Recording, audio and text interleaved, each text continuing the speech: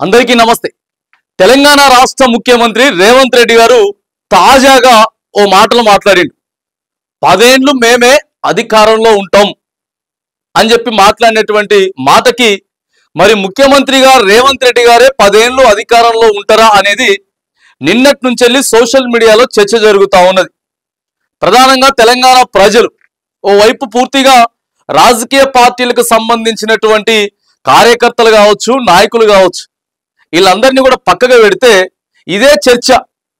So sir నిజంగా 10 ఏళ్లు ముఖ్యమంత్రిగా ఉంటారా, మళ్ళీ రాబోయేటటువంటి ఎన్నికలలో కాంగ్రెస్ పార్టీ అధికారంలో ఉంటుందా, వీటన్నిటిని ఆలోచన చేస్తే ఏం చేసిరు? సంవత్సరంన్నర అయితే ఉంది అధికారంలోకి వచ్చిన తర్వాత పథకాలు, స్కీమ్లు ఇవన్నీ ఒకసారి ఆలోచన చేస్తే, సరే పథకాలు పైసలకు సంబంధించినటువంటి విషయం, పైసలు ఇప్పుడు లేవు మంతానా, కానీ మార్పు కొంచెం ఉన్న మార్పు తీసుకొచ్చిర్రా? ఆ మార్పు కోసమే ప్రజలు ఆలోచిస్తా ఉన్నారు ఇప్పుడు। సరే అప్పు చేసిండు కేసీఆర్, సరే ఇప్పుడు ఇబ్బంది అవుతా ఉంది కాంగ్రెస్ ప్రభుత్వానికి నడపడానికి, ముఖ్యమంత్రి రేవంత్ రెడ్డి గారికి ఇబ్బంది అవుతా ఉన్నది, కానీ కొంచెం ఉన్న మార్పు అప్పటికి ఇప్పటికీ ఏమైనా మార్పు ఉందా? ఏం మార్పు లేకపోయా, ప్రజలకి మార్పు అని చెప్పి తీసుకొచ్చిర్రు। ఇగో చూడండి ఒకసారి, ఇలా మెయిన్ పేపర్లో అదే మారుతున్నది। ఇగో 10 ఏళ్ళ అధికారంలో మేమే ఉంటాం, మీ చరిత్ర ఫామ్ హౌస్ లోనే ముగుస్తుంది। ఆయన గురించి ఎందుకు, అసలు ఇప్పుడు కేసీఆర్ గురించి ఎందుకని అడుగుతా ఉన్నాం మేము కూడా।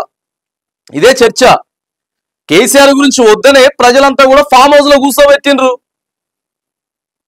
ఆయనకి సేద కావట్లేదని చెప్పే, సరే ఆయన దందాలు చేసిండో లేకపోతే అప్పు చేసిండో, వాళ్ళంతా అవినీతి చేసిర్రా బీఆర్ఎస్ పార్టీ వాళ్ళు అంతా అని చెప్పి పక్కగా పెడితే, ఇంకా ఎన్ని రోజులు ఇట్లా టైం పాస్ చేసుకుంటూ పోతారు ముందుకి అని చెప్పి ప్రజలు మాట్లాడుకుంటున్నారు। మేము యంగ్ ఇండియా, మేము యంగస్, సో మేము మార్పు తీసుకొస్తాం, మార్పు దిశగా తీసుకొస్తాం అని చెప్పి సంవత్సరాల తర్వాత నువ్వు మహిళలకు ఇస్తానని చెప్పినవా, రైతు బంధు ఇస్తానని చెప్పినవా, రైతు బీమా ఇస్తానని చెప్పినవా, ఇంకోట వాటన్నిటి గురించి కాదు కదా।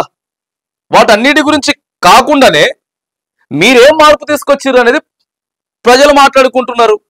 ఇంకా పాత చింతకాయ పచ్చల్లాగా కేసీఆర్ పేరే చెప్పుకుంటా మార్పు దిశగా లేకపోతే మరి మీరు ఎట్లా ఇంకా 10 ఏళ్ళ అధికారంలో ఉంటారు, మీరు ఎట్లా 10 ఏళ్ళు ముఖ్యమంత్రిగా ఉంటారు అనేది తెలంగాణ సమాజం మాట్లాడుతున్నారు। ఇప్పుడు మాకు మార్పు చూపించలేదు కదా అని చెప్పేసి అంటున్నారు। మరి మీరు ఎట్లా, ఇదేం డైవర్షన్ పాలిటిక్స్, కేసీఆర్ గురించి ఏం లాభం? సరే కేసీఆర్ గురించి మాట్లాడుతా ఉన్నారు, కేసీఆర్ గురించి మాట్లాడుతున్నారు అనుకుందాం, మరి కేసీఆర్ అవినీతి చేసిండు అన్నారు, కాళేశ్వరం అన్నారు, ఫోన్ ట్యాపింగ్ అన్నారు, సో ఇంకోటి అన్నారు, అట్లా చాలా చెప్పారు। మరి ఇప్పటివరకు ఎక్కడైనా అరెస్ట్ చేసిర్రా? ఎక్కడైనా అరెస్ట్ చేసేటటువంటి ప్రయత్నం చేసిర్రా? కానీ మళ్ళీ పొద్దుగా లేకపోతే కేసీఆర్ గురించి మాట్లాడతారు, ఫామ్ హౌస్ గురించి మాట్లాడతారు। మీరేం చేశారు, మీరేం మార్పు తీసుకొచ్చారో చెప్పరు।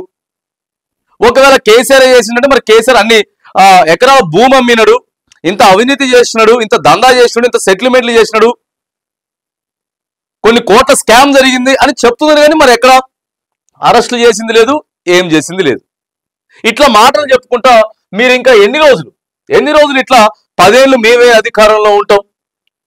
మరొకసారి మేము ప్రధానంగా చెప్తా ఉన్నాం, స్కీములకు సంబంధించినటువంటి స్కీములు లేకపోతే పథకాలు ఇవన్నీ డబ్బులతో కూడుకున్నటువంటి వ్యవహారం। స్కీములు లేకపోతే పథకాలు, రైటా? తెలంగాణ సమాజం ఇదే అడుగుతా ఉన్నది ఇప్పుడు రేవంత్ రెడ్డి గారిని, ముఖ్యమంత్రి రేవంత్ రెడ్డి గారిని అడుగుతుంది।